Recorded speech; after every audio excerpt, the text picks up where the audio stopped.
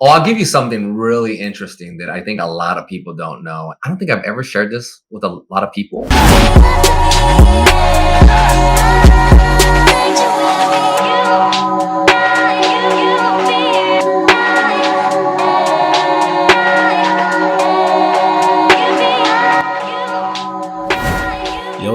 Yo, how are you guys doing today? It's your boy Zachary coming at you again with an insane special video. Welcome. Today we're having a sit down with somebody I personally looked up to, multi-DOA world champion and Team Ninja community manager, the man, the myth, the real legend, Emmanuel Master Rodriguez. Master, how you doing, man? I'm doing good, man. I'm glad I'm able to get on here and just kind of catch up with you, man. I know you kind of trapped me, after so many times you asked. I did. Appreciate it, man. Cool. Now, before we get into the nitty gritty, let's just end the debate. Can you tell the folks at home who's the better Hayabusa, Zachary or Master? Yeah! Be honest. I don't compete anymore, so it has to be Zachary. That's cap, guys. That's cap. If I competed, I might have a different answer, but I don't. Oh my god! All right, appreciate it, man. Cool. I don't know. Dragon Ninja seems like he gives you a beating sometimes. I'm just saying. You know what? I forgot about that Dragon Ninja. Dragon Ninja's gotten a lot better. I have to admit. As much as I don't want to admit it, I have to admit it. Shout out D Ninja, man. I know you're watching. So, all right, man. We're here, man. We made it happen. I'm excited. So, who's here today with us? We have Team Ninja Manager, Master. Do we have the OG Master from years past, or do we have just regular old Manny? Like, who's here today? It's just the OG Master that you guys remember hearing about back in the DOA 2 Ultimate days. That's what you got. You got the okay. This is gonna be sick. Hey, special for you, man. I appreciate it. Okay, hey, I appreciate it, man. So yeah, man. Excuse the mess, by the way. Excuse the mess. I know this. You're in the studio right now. It looks good, man. It looks better than my room. You guys can't see my room right now, but hey, it looks way better than mine. I got to get my ninja cleaning up. Yeah. All right, man. Yeah, so let's get into it, man. So obviously, you're a Hall of Famer in terms of DOA accomplishments. Like I said, superstar before superstars were in the fishbowl. So for the few people who don't know how great of a DOA player you were back in the days, talk about a little bit about that. Well, first of all, I feel like you've set me up too high right now. Hey. I'm trying to figure out how I can correctly and humbly explain that. But I think the reality is back in the day, as far as competing and all that stuff and Dead or Alive,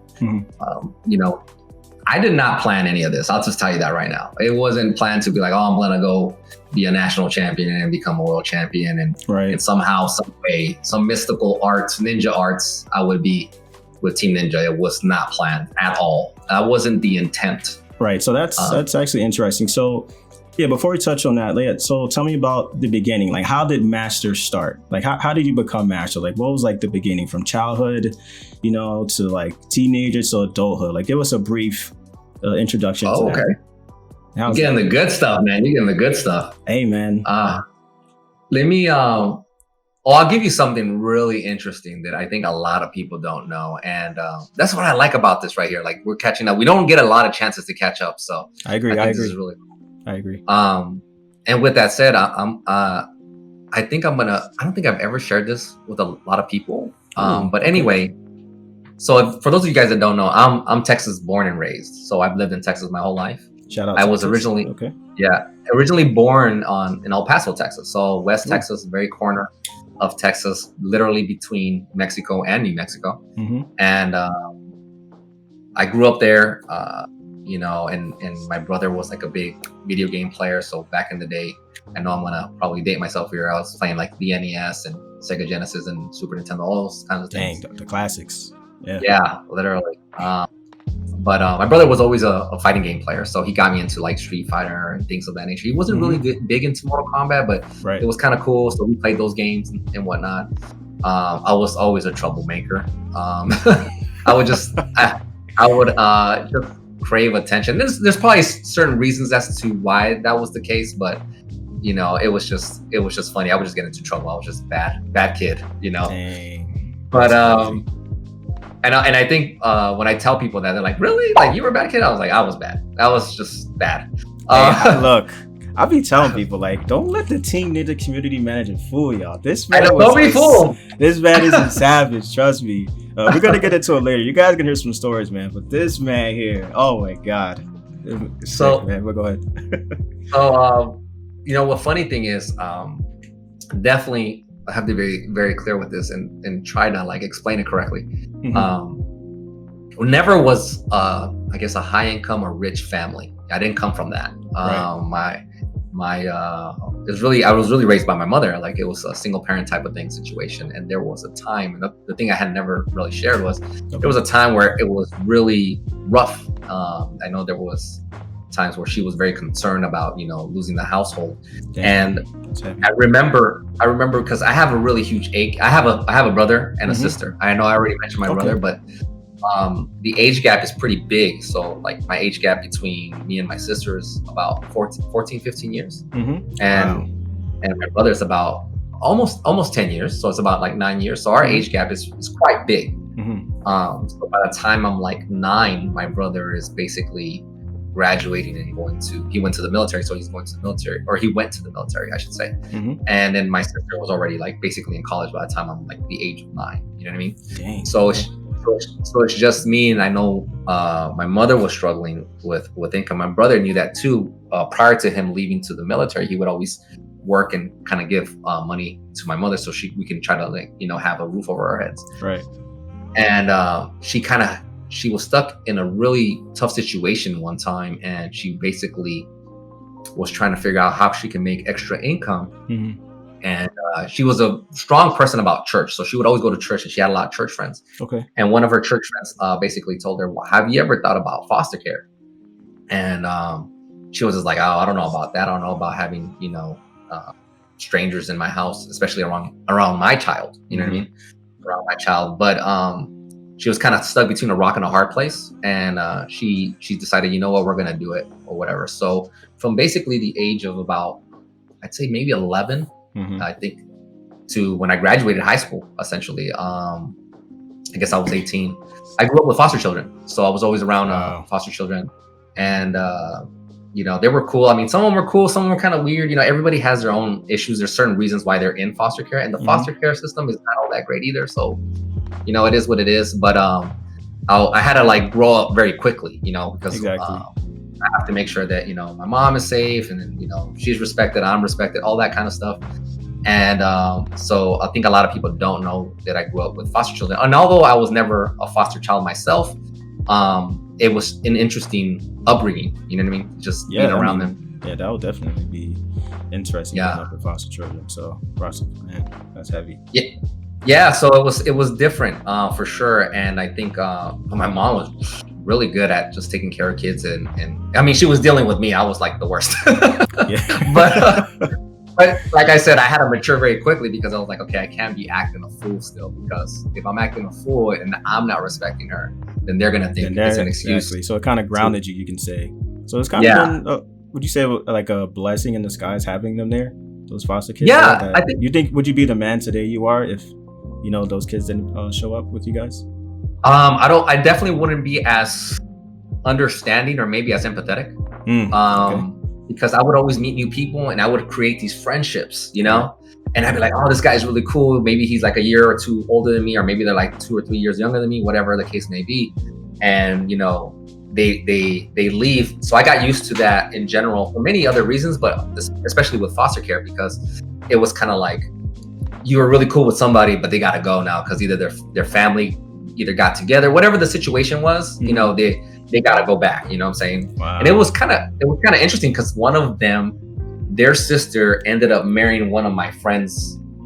So that was kind of weird. Like, it just kind of all worked out. It was weird. It was interesting situations sometimes. And I remember when we would have all kinds, you would have foster girls and foster guys. And sometimes these girls, boy, they're crazy, bro. Hey. But at the same time, some of them were really, really cool. Some of them were really mature, and they knew what they're trying to go for. So it's an interesting thing, but it helps me understand people a lot, for sure. So whenever somebody tells me, you know, oh man, I'm struggling through this and that, and depending on what they're struggling with, I look back at a lot of those times that those people that I grew up with, the things that they were going through, as well as the things that I was going through, because I'm sure most parents would be like, I don't want to raise my child around foster children. Not to say that they're bad, but they're strangers, you know, they're not your family. So it's kind of like a different take on it. You know what I mean? That's true. Yeah, that's interesting dynamic. Wow. So it was it helps me like understand people from all kinds in general, because we've had different kinds of people. Right. Yeah. So whenever, you know, I'm dealing with somebody, or maybe there's a friend or somebody new I met, it's kind of like, oh, okay, you know, they've gone through things or whatnot, or this person has been very fortunate, so they have like a different kind of characteristic to their personality or whatnot. So it's definitely helped me, especially back then, to understand all kinds of people in general. Gotcha, man, that's deep. I didn't even know that. Jeez. Yeah, a lot of people didn't know that. That was heavy. All right, man. Whew. All right, but so from there. Alrighty, from there. Obviously I graduated. I graduated high school, whatever, in El Paso, and then I came to Dallas because I was going to go to school in Dallas. So I ended up moving to Dallas, and I was a big DOA head at that point. You know, I was into DOA since, you know, whenever it was out, essentially, especially DOA 2. I didn't really play DOA 1. And I got into competing. I decided to start working. I was starting to work, do school, and then play a lot of DOA, because DOA had just came out with Ultimate, basically. Yes, DOA 2 on the original Xbox. I remember that. Funny story. Yeah. I remember that. I don't know if you remember the store called Blockbuster. This is for the old heads out there. Oh my goodness. Blockbuster. Yeah, I remember. I used to go to Blockbuster because they used to let you, if you bought like the manga or the Shonen Jump, it would have like a demo with it. They had like every month they had like a new game in there. So I remember I bought it was One Piece. It was like a One Piece Shonen Jump manga, and it had Dead or Alive 2 Ultimate in there. I'm like, wait, isn't that the guy from Ninja Gaiden Hayabusa? It's like a demo. So I remember getting that, and I remember going online. I'm like, yo, this game is crazy. And this is like way back in the day, man. So that's how I got introduced to DOA online, from like Blockbuster, you know, on the demo. So it was funny. Yeah. It was crazy because online wasn't really a thing, you know? It was not. Yeah, the online wasn't what it is to this day. It was not as huge, you know, with social media and everybody online. Like, it was really quiet back in the day. And actually, it was quiet. It was essentially, you know, it's still kind of the Wild Wild West, but it was really the Wild Wild West back then. You know, people would just go on there and say whatever the heck they want. There was no repercussion. There was people talking trash, and it was an interesting environment. But I knew better, because I knew it's online. You know, you're behind a microphone, so it's like it's not much you can do about a person that may be like hundreds of miles away. But yeah, let's not talk about voice masks. Oh my goodness, exactly. So that aside, knowing that, like, being smart and having some common sense, going on there, I was like, all right, I'm just coming on here because I just want to play. You know what I'm saying? I know I'm kind of good at the game. I just don't know how good I am. You know, so that's kind of where that journey began. The whole DOA journey was like, I'm good because I played with my friends like King, and I would play with HP. We grew up on that game, and as well as other fighting games and general games as well. But we all knew that we were all pretty good at that game. So I was like, you know, and me being the best of the three, I was like, all right, I'm curious. Let me play online and let's see how far I can get, you know? And I just started playing people, and I would just beat a lot of people. And little by little, my name was just kind of like spreading. And people were just like, yo, this guy, like, he's just like kind of beating everybody up. He's hard to beat. And I got introduced into DOA Central, and I met the owner of DOA Central. We became good friends. Still his friend. We don't communicate as often as we should anymore, but yeah, and he was just telling, and he happened to live in Dallas, so that was just a complete coincidence. And for those who don't know, DOA Central is what Free Step Dodge is now, right? That's what Free Step Dodge used to be called, Dead or Alive Central. Well, DOA Central was managed by a man named Morris, which was known as Dulcine, or the Grand Poobah. That's right. Oh my God. And he had Matt Ponton and Virtual Pie, as well as myself and a few others in you know, mod or administrative roles. So we all kind of managed that site. It's a fan site. It was a fan site, and it covered a lot of stuff that normally wasn't covered. You know what I mean? This is before YouTube was a really big thing and all that kind of stuff. So on DOA Central, I got an invitation to compete on an online tournament. This is back when a guy named Brian Dawson, Dr. Dog, was doing these I think it was monthly. I want to say it was monthly tournaments, or maybe weekly. I couldn't remember, but there was no such thing as a tournament. So he was kind of putting them together literally from pen and paper. And he was like, "Oh, who wants to be in the tournament or whatever? I'll write you guys down, and you can be in it." And I remember him asking me. I was in a chat, and I didn't even have a microphone yet. So they were literally asking me to change the name of the lobby to yes or no if I wanted to participate. That's crazy.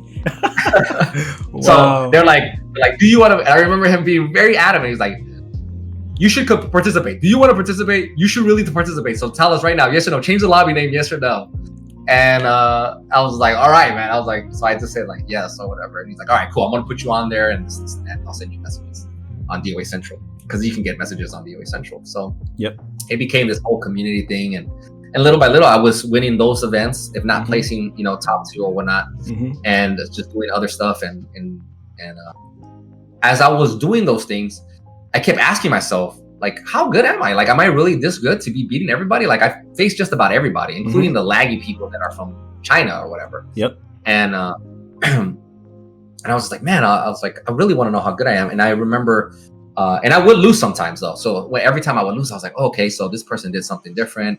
And, the whole thing about frame data kind of came into play. And then there was like discussion about DOA 3 and 3.1. It was like, this is the game. This is the game that this is the game that real players play. Essentially, that's what the pitch was. It's like, if you're a real fighting game player, you'll play 3.1, and none of you guys would survive in it. So like, I took it upon myself. I was like, all right, I'll take that challenge, and let's see if we can make something happen. I want to play. You. That's crazy. So speaking of Dead or Alive 3.1, I'm pretty sure a lot, for those of you who watch MK, you probably know the name Tom Brady, MK Tom Brady. Tom Brady actually played DOA 3.1 back then, right? I remember you guys had a set. You remember that one? That was really cool too. I think it's still online, if I remember correctly. I think it should be. If it's online, I'll definitely pull it up for you guys. But so you can continue. So, I'm this guy that, plays online for the most part, right? And, I'm I guess one of the original out of all of us, really, we were all online warriors. But there was these people that would always say like, oh no, it's all about offline or whatever. And I was like, well, I don't have money for that right now to do something like that. But then 3.1 came into the picture, and the only way to play that was offline. So, in the process of building up that offline scene, we would play DOA 2 Ultimate offline a little bit too. Okay. And I remember we had a 3.1 tournament, and we ended up creating DID, essentially DOA in Dallas, which is like one of the longest running tournaments of all time, with last year being the only time, with obvious reasons as to why it couldn't be hosted, with the COVID and everything. But I help host that, and I have other friends that help me host it or whatever. But when we had that for the very first time, the idea was to have people come offline and prove themselves. So it was one of my first tournaments. It wasn't the first one, because I think I went to Virginia, to one other tournament, and it was 3.1 was there, and I went to the losers bracket. I remember going to the losers bracket, but I ended up coming back and winning. So then I won the whole thing, and I was like, there's no more discussion about online players can't come offline and win, because I was under that same thing that a lot of people. So they even, that narrative was even back then. That's interesting. Exactly. I had to go through the same kind of narrative, like Master's only an online player. He'll never win offline. He's not that good. And so when I went offline and did that, I was like, okay, not only did I beat everybody in this tournament, I also beat them in the game that they claimed was the go-to game. You know what I mean? So I had to learn how to install the game. You had to mod your Xbox, and then you had to learn the frame data to that game. It's all in Japanese. And then it's just like, there was a lot of obstacles, but it was fun. The whole process was fun, and everybody that I met along the way was pretty cool. I'm saying? We had a lot of fun, and I think the challenge for me, again, I don't think it was more of like, oh, I want to beat this guy, I want to do that. It was more like, how good am I? Can I beat these guys? Can I make it happen? So, there's obviously a lot of trash talk involved along the process, but I think overall it was just kind of fun, to just be a part of that. And then you're traveling for a tournament in video games. It was just different. It was different back then. So 3.1, So you did your thing, obviously, and I remember DOA 2 you online too, where you had your battles with Offbeat and the other pro gamers. How did that transition to the jump from playing offline tournaments, locals? How did that transition to the big screen, right? Like going offline and esports and being on TV. When did that happen? And when did it hit you like, yo, this is crazy? Like I can actually, make some huge moves offline. Like when did that happen? Like take us into time when that happened. Yeah. So fast forward a little bit, and DOA 4 drops, right? DOA 4 is announced. Everybody's like, oh snap, this game looks kind of interesting. They show trailers or whatnot. You can still find the trailer actually online. And the trailer was definitely different from what the game ended up being, but it was interesting to a lot of people. And when it came out, we're just like, all right, cool. So again, I'm working, practicing DOA because I'm really good at the game apparently, and trying to do the school and stuff. And then during that time, I think one of the very first big tournaments we heard about was World Cyber Games, because World Cyber Games actually had DOA 2 Ultimate. Yeah. So WCG had DOA 2 Ultimate back in 2005, I want to say. And everybody wanted to enter, but it was like the process to enter was really weird, and only a few people got to enter. And needless to say, at the very end, I think the grand finals was Japan won. And after they won, it was like, oh man, I wish we could have competed. But then DOA 4 was going to be on there as well. Mm-hmm. So at this time, DOA in general just had a lot of momentum. And so I had World Cyber Games, and then there was rumors that there was a high chance that Evolution was going to have it. And then little by little, we started hearing about this TV thing. Mm-hmm. So you have the World Championship with the World Cyber Games, you have the World Championship with Evolution, and then you have this potentially other World Championship with Championship Gaming Series, essentially. And it was just a lot of stuff. And I remember the part that hit me kind of interesting was, I remember being in my room, and I was on a phone call, I think with who was it with? I think I was with Morris or something. I don't remember who it was. And I was just thinking, you know what? I can make some serious money here. Like, yo, I'm pretty good at the game, I'm kind of good at the game. They have a lot of money. Right. They have a lot of money. I think, back then it was considered a decent amount of money, because I think World Cyber Games was giving out either $5,000 or $10,000 for winning first place. Ooh. I think Evolution was giving $3,000 to $5,000. And then this TV stuff that was coming along the line was another like $10,000. So you could have made easily like $25,000. Right. You know what I'm saying? Just in playing DOA. So I was like, shoot, even if I don't win, I'll probably make some decent money. Mm-hmm. So I was just doing that. And then as I was traveling, I couldn't do schooling so much. So I put schooling on pause for a little bit. For those that are interested, I was originally going for computer engineering. That was the whole idea. But so I put that on pause, and I just started traveling more and qualifying for these events. You qualify for World Cyber Games. I think they had some qualifiers for Evolution, but I didn't go through any of them. I just went straight to Vegas and just went through it. And then same with the Championship Gaming Series was different. It was invitational first. It was pilots. I was one of the invited ones, and there was I think 5 other people invited, 5 or 6 other people invited. And so all these things are going on, and as it all happens, you don't really get that until you're in the actual season of the TV stuff. Evolution happens, World Cyber Games happens. I didn't win those. I placed decently. I made some money there, and then this happens, and I win like pretty big on this one. And there's like TV stuff. It's like the biggest thing. It's like the biggest stage essentially. And you don't get that feeling of like, dang, like you made it until you're like in the first like couple of episodes, and you're training, and you're realizing like, wow, this is a real thing. So it's almost unreal talking about it, because it didn't feel like it was actually happening, but it was happening. You know what I mean? So it was crazy. But throughout the process, again, throughout this entire process, I'm still asking myself, how good am I? You know what I mean? How good? It's like, it's weird. As weird as it sounds, I'm still asking, like, like how good am I? And then also, because I was so community driven, I was doing tutorials. I'm sure some of you guys have seen. Anybody that's been a big DOA guy for several years, you've probably seen some tutorials that I put up. And I'll post those. I'll post those as you guys are watching. Yeah. So I was making tutorials, and I was very community driven. I was also helping managing DOA Central. Eventually, Matt and I think it was Matt and Virtual Pi ended up making Free Step Dodge a separate site. And they started building the community on that side. DOA Central ended up going away. I know Morris was getting very busy at the time, or or whatnot, and it ended up going away completely. And free step dodge is what it is today, essentially. But I remember along the process, because I was so community driven, I would always, every time I would go to these things, especially the big ones like World Cyber Games, Evolution, Championship Game Series, I would ask myself, how good am I really? And at the same time, I would always be like, what can I do to create more opportunities for everybody?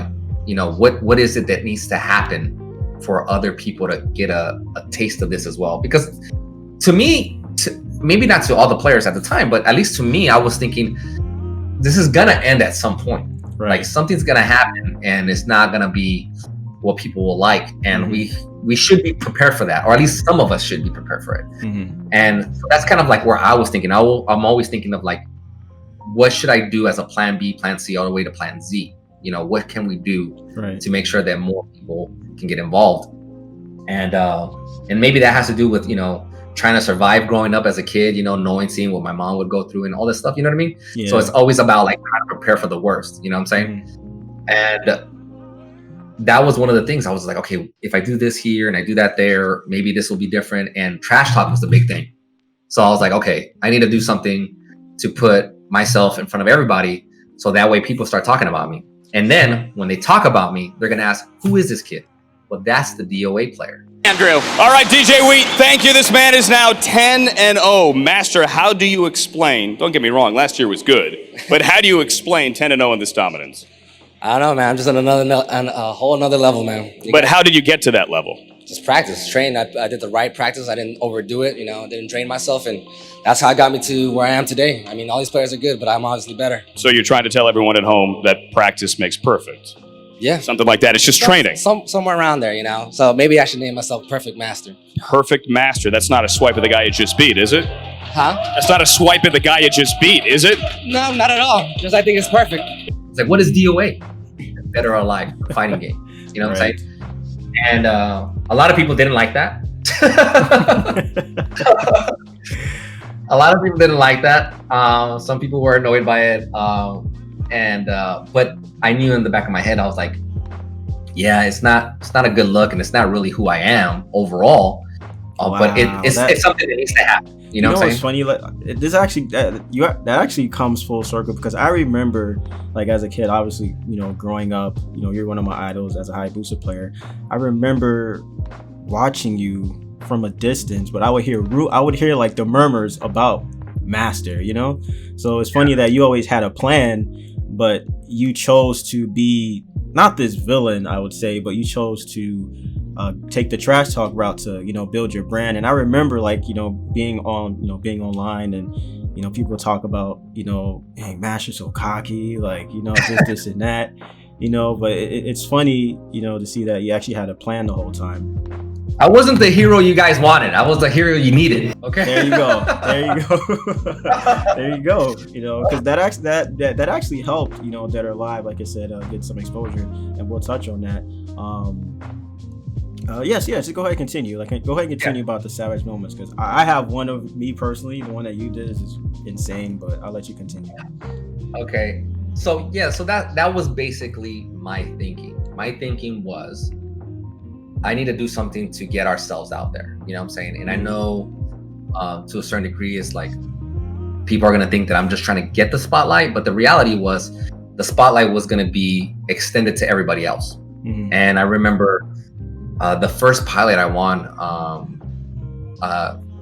at Championship Gaming Invitational, before it became the series, I was behind the scenes. This was back with the old Team Ninja, actually. So I knew a lot of the old Team Ninja, and met basically a good chunk of them, you know what I'm saying? At least people that were stationed out here. I remember going behind the scenes. We're at a bar or whatnot, and I remember telling one of the Team Ninja guys, or Techno guy, I'm not sure if he was officially Team Ninja, but I think he was. He was telling me, he's like, what do you plan to do next, or what is your plan? You just want 10 grand. What do you plan to do? I was like, well, obviously I want 10 grand, so I'll probably look at some things, or take care of some stuff that I need to take care of, and buy some nice things or whatever. Right. Do things that you do with money, basically. Yeah. But the other part of me was like, what I'd like to do is figure out a freaking way to get more people talking about stuff. Because right as soon as I won that, like there was all this discussion about sponsorships. all of a sudden, it's like, who's going to sponsor Master? Who wants to sponsor Master? And then people were like, kind of like, hey, we're going to email you and blah, blah, blah, blah. So I was like, okay, cool. I was like, I'm getting offered that, but who else is getting offered that? You know what I'm saying? Is other people getting offered that? And if they're not getting offered that, then how do we get other people offers? You know what I'm saying? Like, there should be a way so more people get more attention. You know, if it's just me, I can easily just be like, I'm good to go. Who cares about everybody else? You know what I'm saying? Exactly. Yeah. But I knew in order for it to last, everybody has to do well. You know what I'm saying? And that's part of like the community portion of how I felt about things. So I remember telling them that, and I was saying, I want to get more players. It'd be great if we can get not just 1 or 2 people sponsored, but how about 10 people sponsored? You know, how about, 20 people sponsored? Just kind of like grow the DOA brand. And I remember him telling us like, wow, I did not expect you to say that. I would think somebody that just wants 10 grand would just be thinking about themselves. You know what I'm saying? What they want to do. That's most people out there. I'm pretty sure a lot of viewers watching, if you guys want 10K and you're getting all these sponsorships, you guys like, I'm gonna keep eating, Yeah, so it's interesting that you had that mindset the whole time, because not a lot of people have that mindset. When you win some money and obviously you're making a name for yourself, you still thought about the community the whole time, man, and that's really cool. So I definitely appreciate you for that. But not a lot of people have that mindset. So yeah, that's interesting. Yeah, and it's I didn't make a lot of right moves, so I don't want to make it seem like I did everything perfectly, because I did not. I did not. I had a lot of mistakes. There's some things why I did kind of go overboard from time to time. But name one mistake you can think that was like, oh my God, you wish you could have did differently. Like during that time, like what is one thing you wish you could have did differently? One mistake I know I did, and I had to check myself, was when I started forgetting why I was doing it. I was like, okay. I was caught up in a situation. I forgot what it was, but I was basically seeing myself differently, in the sense of like, because you get the spotlight, you have the spotlight now, you know what I mean? Right. And everything you do is everybody's looking at it. What's going on, what is he doing, what is he saying, who's he hanging out with, who's he with, all that kind of thing. I think there was a time where there was and you may know, because you've been around that long, there was a time where people, regardless of what I would say or what I would do, people legitimately couldn't stand my guts. They just didn't like me. They just hated me. There was a time. I remember that. Yeah, that's the time I was talking about. There was a time where the community disliked me 100%. Yes, I 100% agree. Yeah, you were definitely, that's why I said villain. You were definitely the villain. Like you're getting, I guess, I don't know if it was jealousy, or I don't really know what was going on. But yeah, there was definitely a time. I remember growing up, like, yeah, you're just a villain. People just didn't like you, and I'm like, man. Yeah, and it was like, and people would ask, like, I remember there was people that I would get phone calls, like literally get phone calls. And they would be like, I don't know if you know this guy hates your guts, okay? Like, I don't know if you know this, but he hates your guts. And I asked him why, and he doesn't have a real good reason, but he just hates you, bro. I was like, okay, I mean, what do you want me to do about it? I can't do it. They'll get over it or whatever. But what struck a chord with me was there was so many people at a certain point, in my opinion, at least, maybe not everybody hated me in the way I'm explaining it, but there was a good portion for sure. And there was a part where I was like, if I'm getting phone calls, I'm getting like DMs and stuff like that, they're like, dude, be careful. Like, these people do not like you. And I started thinking, I was like, what am I doing that's like different or whatever? So I had to kind of like take a step back and try to figure out, okay, maybe I'm forgetting why I'm doing this. You know what I'm saying? Maybe I'm just kind of like going with the flow of things, going with this so quote unquote Hollywood life. And I can't forget why I'm here in the first place. You know what I'm saying? I mean, to me, I was thinking to myself, I got this far already. Let's not fuck things up. You know what I mean? And to touch bases on that, you were technically Hollywood. This man was on, were you on ESPN? I remember you going up against one of the MMA stars Fox. Or something. He was on Fox, Master, going up against, was it Quentin Jackson or one of the guys? I was on Fox for John Sally, so it was an NBA star. I was playing him on Fox. John Sally, that's right. For Best Damn Sports Show back when it existed, and then I was also for I don't think it was Fox though. I think that was for the season, so it must have been on DirecTV or G4 TV with. It was G4. Quentin Jackson, the UFC guy. Yep. Yeah. Big. He was really cool. But it was crazy. You know what I'm saying? That was it. You know, that's what was going on. So when I kind of got that that whole thing of like people are calling me about this and telling me like, I'm not sure what you're gonna do to turn this around, I started thinking, okay, you know, what can I do exactly to try to let people know, you know, I'm still for the people, you know, I'm here because of them or whatever. And yeah, I would always say like, oh, I love the haters or whatever. But the reality is you're going to have haters regardless. So I wasn't concerned about the haters. It was more of like, okay, I need to do things to try to keep the light going. And I think because I took it too far, I think some of it was kind of like lost. Some of the opportunity was kind of lost because I think my competitors or my rivals, it would become too personal at times. I felt like, and I was like, I wish it didn't get that far, but I pushed it a little bit. You know what I mean? So, if it was a little bit different, or if there was a little more cushion, I think overall, all the players that were involved at that time, or all the players that wanted to get involved at that time, I think we could have been more successful.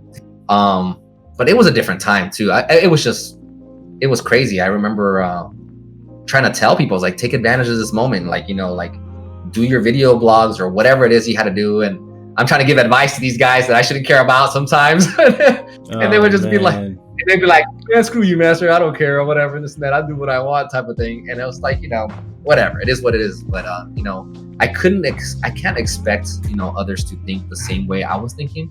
And a lot of people didn't, you know, it was so new to them. But to me, again, always I was thinking, what is plan B, plan C, and all that stuff. I remember when I met Swoozie, and Swoozie's a big star now, you know what I mean? Yeah. Swoozie's, but back then, stars right now. Yeah, he's huge. Swoozie back then even couldn't see it. I remember, and he was like super shy. I wouldn't say he was super shy. I think he was just super shy because we were on TV for the first time. You know what I mean? And so it's new to him, it's new to me, it's new to everybody. So, but I always approached it like, if this is the first and last time I'm gonna be on here, what is the best thing I can do? You know, what is it I can do to just change things? You know what I'm saying? And we were being made fun of, honestly, because there was like Halo people there, Counter-Strike people there, and they'd be like, yeah, I remember DOA.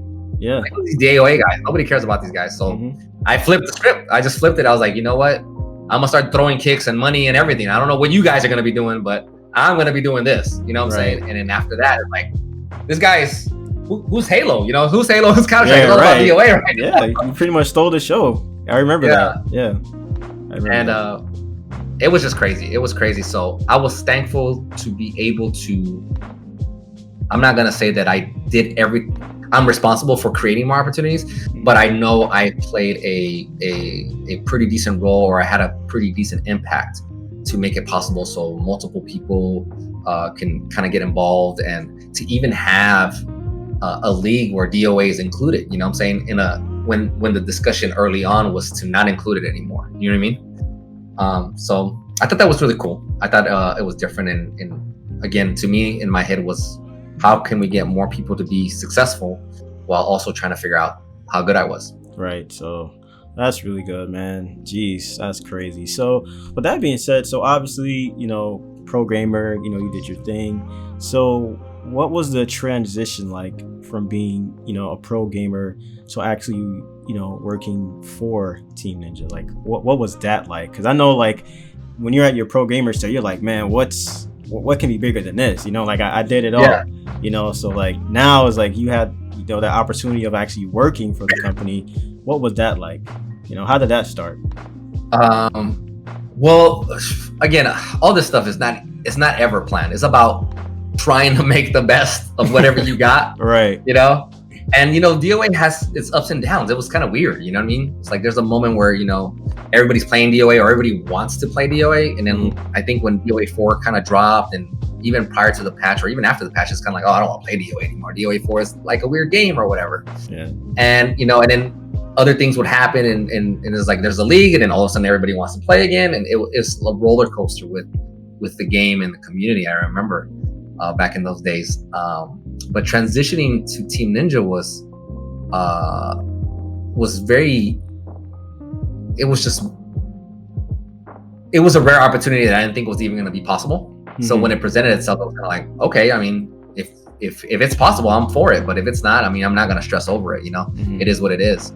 And back at that time, you know, I had known a lot of the old people from the previous Team Ninja, and, you know, obviously Team Ninja and Tecmo went through a transition, and they got purchased by Koei, and it became Koei Tecmo. Yep.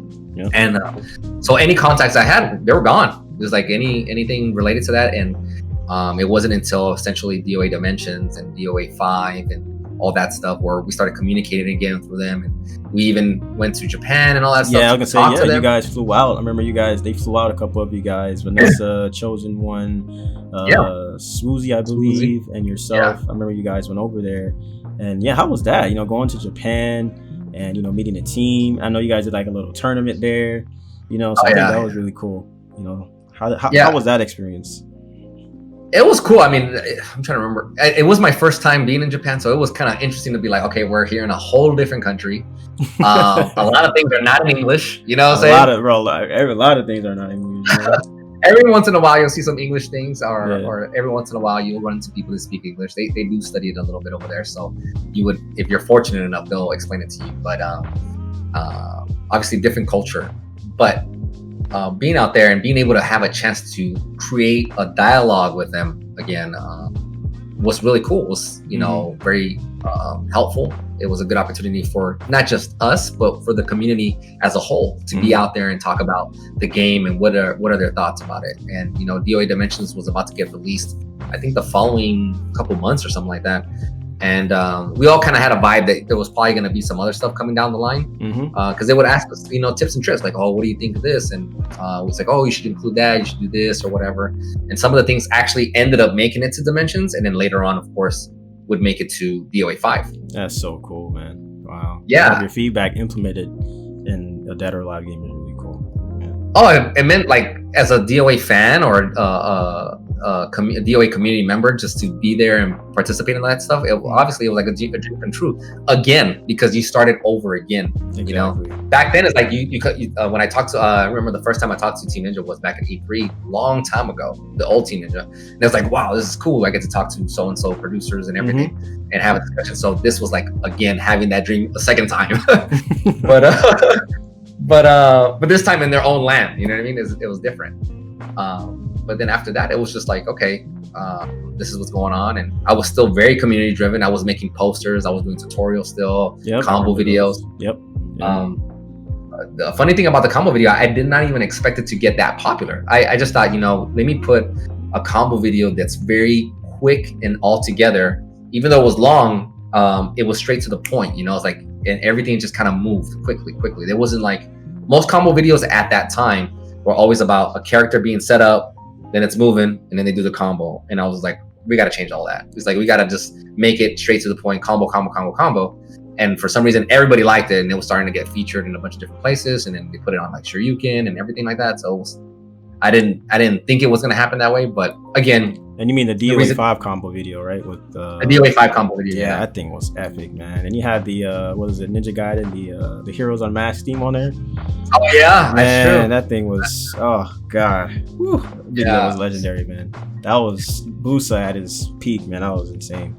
So that's cool. So that video, you guys gotta watch that video. That video was sick. Long video. It is. It's a long video. It's really cool, man. But it's epic, man. So yeah, you guys fly out. You meet Team Ninja, whatever, Dimensions. DOA 5 come out. You do your thing. Yeah. When did that opportunity arrive for you? For you to become the community manager? And after that, what are some of your duties as a community manager? Like behind the scenes. You want to touch on that? Yeah. I think the original idea or maybe opportunity probably came out, I don't know. See, DOA 5 was around. DOA 5 came out, I think, 2012, if I remember correctly. So they were trying to do a league. We almost had an opportunity for another league. Oh and my gosh. And it was IPL right before they got bought out by some company, and then they just ran it to the ground. But anyway, IPL was like a big old league back in the day. It was huge. It was like yeah. And unfortunately, it just didn't work out for whatever reason. But during that time, and during a lot of the stuff that I was doing, like video capturing and just kind of like documenting all this journey and all that, and then sharing information and being so involved with the community. And the community, I have to emphasize this, I know I haven't touched on it since we started talking, but the community put me where I'm at. Like the majority of the community was there, even though there was a time where there was a little bit of like kind of like disgust. A lot of it was still very community driven. You know what I'm saying? My supporters were still there, and anybody that was kind of like a DOA fan that wanted to like, you know, see one of us make it, it was always cool to see the community there for me. So all these opportunities. You're the man. You're definitely the face, and you're still one of the faces. You know, like you're Master. You can't mention DOA without Master. It just for me, I don't know about you guys, but yeah, it's just how it is, man. My man put the work in. You know, like you put the work in, man. So yeah, continue. Yeah, and I mean, I appreciate it. I mean, again, all this stuff was only possible. I have to emphasize that it was only possible through the community. Right. So ever since even the very beginning about, you know, online warriors, like, oh, you know, Master, go offline, show them what it's all about. You know what I mean? Right. So it's been there since the very beginning. So I'm always thankful for that. And the other thing was because I had that, I guess you can say that sort of track record, you know, there wasn't many of us that put that much time and effort to try to educate the players with tutorials and kind of bring people along for the ride for these events. And it became known in the community that I was kind of like one of the few that would put that much effort into, you know, trying to keep the community alive. Especially during the end of DOA 4, there was like not many people playing, but I was still like doing stuff. Yeah, you're still hosting DID tournaments, you know. DID tournaments, a lot of players are showing up. Videos, yeah, DOA 4 training videos. I remember that time. Yeah. Yeah. So regardless of what the situation was regarding DOA or the team or whatever was going on, as a player, I was constantly, you know, focused on the community, doing stuff and going forward with it. And I remember like maybe before DOA Ultimate came out, it had to have been probably before DOA Ultimate. There was kind of like a discussion that was kind of brought up to me, you know, you know, since we already had a dialogue and we were already talking, it was kind of like, you know, there may be a chance that we can get somebody more involved with DOA, you know what I mean? and at the time with DOA and the team, so I was like, okay, you know, I'm down for the cause. Let me know what's necessary, and then we'll take it from there. See what happens. You know, it was kind of one of those things. You know, it was something that was mentioned a long time ago. Nothing happened for many years, and then like, man, but the wait must have been. You probably the wait must have been crazy. Like, you know, having an opportunity. It didn't happen overnight. It didn't happen overnight. Yeah, it did not happen overnight. Some people think like, oh, this guy just got a spot. It just didn't happen overnight. Right. And it wasn't like it was continuous discussions either. You know, I was never a guy that was like, hey man, you know, any update? You know, what's going on over there? Right. You know Exactly. I would just from time to time I'd be like, oh, have you heard anything? Like, no. Okay, cool. Whatever. It is what it is. You know what I'm saying? I'm not gonna stress it. And I was really patient. I was just really patient in regards to that because I was still focused on, you know, being involved with the community and doing my own thing. I was still traveling. I was working at the same time. And what do you call it? Maybe I'm trying to remember, probably like obviously when DOA 5 last round towards the end. You got to remember also, there was no other title that Team Ninja had. You know, Neo wasn't even out yet. 2017 is when the first one came out. Neo wasn't even out yet. So all these discussions happened before Neo and definitely happened after Ninja Gaiden 3. So the only title out at the time was DOA. And it's the only one that kept getting iterations and updates and whatnot. So the idea was like, okay, you know, maybe we can get him involved. You know, he's very community driven. The community really, at that time I had started turning over, you know, everything over with the combo videos and my actions of like, you know, just competing and playing. I was kind of like at a moment where I was like, I'm done talking, you know, because at that time, you know, there was a part where like people didn't want to talk to me or didn't like me. So I was like, all right, you know what? I'm tired of trying to convince you. I'm just gonna do what I'm gonna do so you guys can see that I'm for you guys. You know what I'm saying? Right, definitely. And then little by little things were turning over again. And people were like, oh man, that combo video was cool. Your tutorials, your streams, whatever it is that was going on. So it kind of all flipped back over again. And I think the team kind of noticed that. And they were just like, okay, this guy's very well known. Community knows him. This is the game that we're promoting right now. So maybe it makes sense or whatever. And eventually it did. And then towards the end of DOA 5 last round, as you know, I was part of it. I ended up joining them.